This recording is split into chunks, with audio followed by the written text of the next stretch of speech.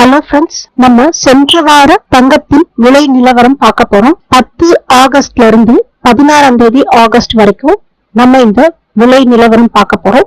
24 carrot தங்கத்தின் விலை 1 கிராமுக்கு 10,304 ரூபாயில இருந்திருக்கு. 16ஆம் தேதி வரைக்கும் பாத்தீங்கன்னா அப்படியே கொஞ்சம் கொஞ்சமா 1 கிராமோட விலை குறைஞ்சிட்டே வந்திருக்கு. 16ஆம் தேதி 10,118 ரூபாயா இருக்கு. 24 கேரட் 1 கிராம் தங்கத்தின் விலை.